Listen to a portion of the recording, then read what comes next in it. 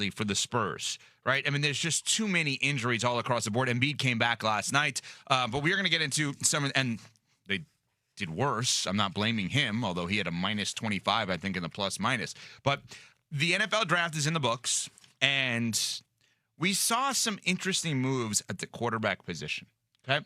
So Fernando Mendoza goes 1, obviously, to the Raiders. Ty Simpson, 13 to the Rams. Third round, Carson Beck, 65 overall, Miami quarterback by way of Georgia, 2-time champion, goes to the Arizona Cardinals.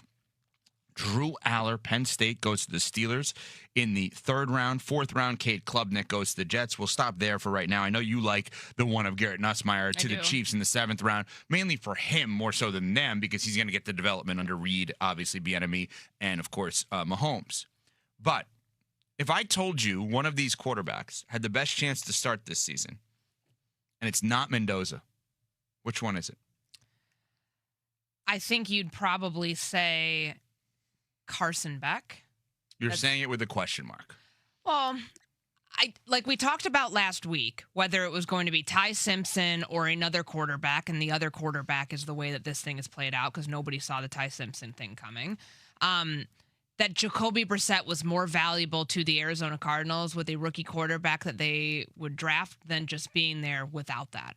So I do think that it would be, of all of the ones that you've pointed out here, and you mentioned Drew Aller to Pittsburgh too, right? Yeah. I mean, if there's another one, there's other quarterbacks that were drafted. There's another one, throw it out there. Go ahead. No, I mean, Carson Beck's the obvious answer here because they have a runway that they can start to work their way down this year. They don't have to, like, it would be malpractice to have him start week 1 when you've got a seasoned vet who is a journeyman quarterback who's played a lot of different places, who's smart, who can take this thing as far as you can take it with Mike LaFleur in this offense.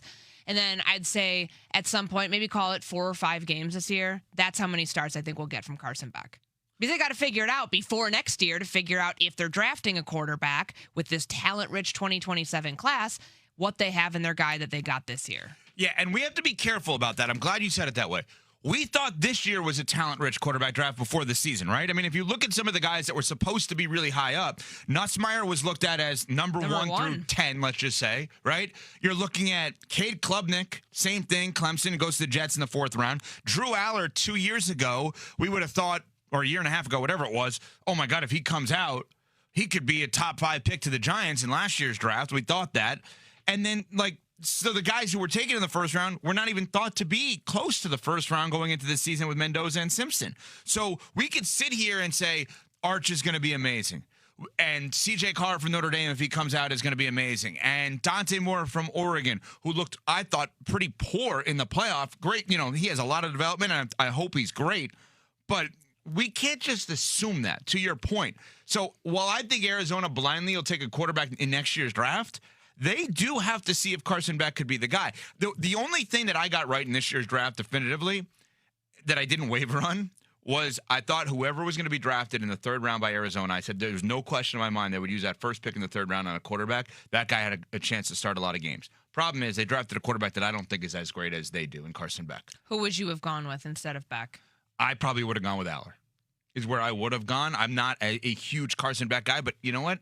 He led them to a championship game this year. He stayed poised when they lost those 2 games early on. Then they go on that big winning streak. They get to the championship game, obviously, against your Indiana squad and lose. But Carson Beck did a great job in carrying, I don't want to say carrying, in carrying himself with poise and composure where you're like, okay, maybe he has matured since some of the early days. But I don't think Mendoza should start as many games as other people should think. I think that Kirk Cousins should be the starter with the Raiders.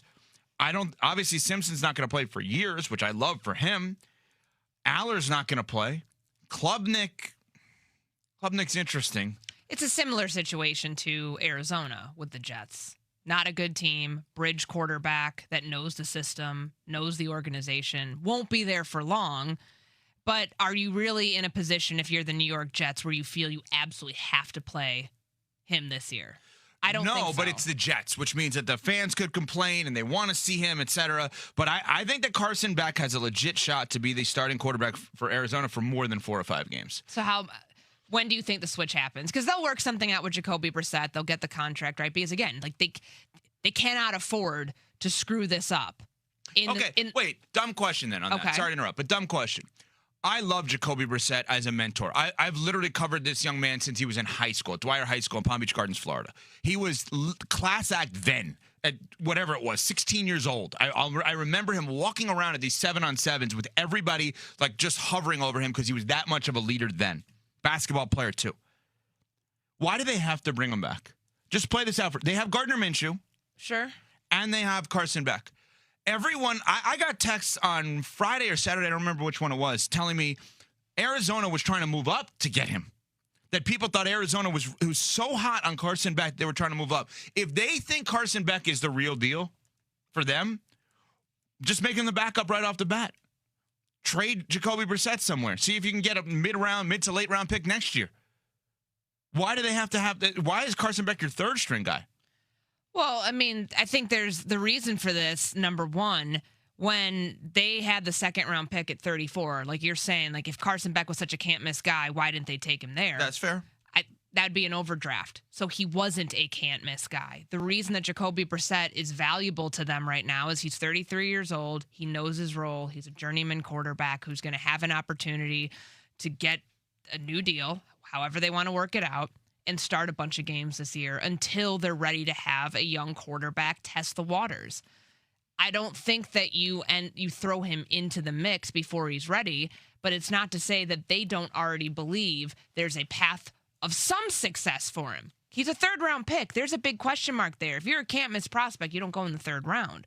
So the benefit for him being in this place where Jacoby Brissett is, and then there's Gardner Minshew, is you have experience from two guys who have bounced around the league a lot, that you hope, as a rookie, he will be able to pick up what he can from them, to apply it to his game, to learn how to study, learn the position, without feeling the pressure of having the entire offense on your shoulders right away.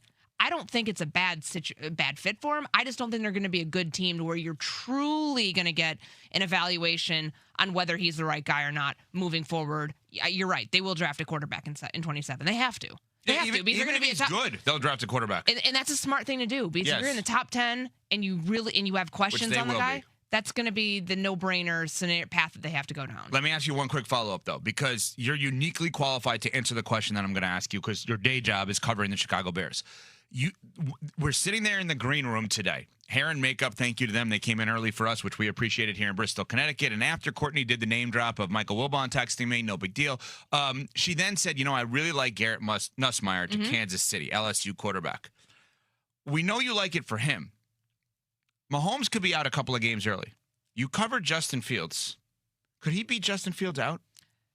I think that's absolutely possible. So if Garrett Nussmeier starts game one for the Kansas City Chiefs this year, you would not be surprised. No. Justin Fields is what he is at this point of his career. It's no knock on him, but the league has told us how they feel about him, that he's a backup quarterback with a ceiling. Garrett Nussmeier, when healthy, is still an unknown. Back in 2024, the reason that he was projected to be such a high draft pick at one point is because he put up those incredible numbers and that awesome offense at LSU upon taking over for Jaden Daniels, and we thought the sky was the limit for him. If this shoulder for him to be in a place like Kansas City, not just from like the pedigree standpoint that you learn offense and how to play it in the NFL from the greatest quarterback playing and one of the greatest coaches coaching, but you have you have a better runway to getting onto the field as a backup for however long, and we don't know if Mahomes is going to be out week one or what the status is, but I think it's probably the best landing spot of any of the non-first-round quarterbacks, of guys that will have a chance to not just develop, but also a realistic shot to start. So basically... Because I don't think the Cardinals are going to develop, just to be clear about that, I don't think the Cardinals are going to develop Carson Beck well. We have no... No, of course not. It's Cardinals. We have no institutional knowledge of knowing that. But what you just said is an amazing thing. Two quarterbacks, based on what you said, have a chance to start week one in the NFL this season as rookies. Mendoza and Nussmeier. Those are the two. Assuming Patrick Mahomes, if that is the case, that he's not ready. Yeah, right. I didn't think they were going to start over Mahomes. Just saying, we don't have any clue about his injury. I don't know that anyone thought that Courtney said that. QB controversy. Yeah. Nussmeier, Mahomes. That's actually an amazing take. Two rookie QBs have a chance to start week one. Mendoza and Nussmeier. Coming up, could the biggest loser actually be the biggest winner? We'll discuss next. We're on Sportsmanlike, presented by Progressive Insurance.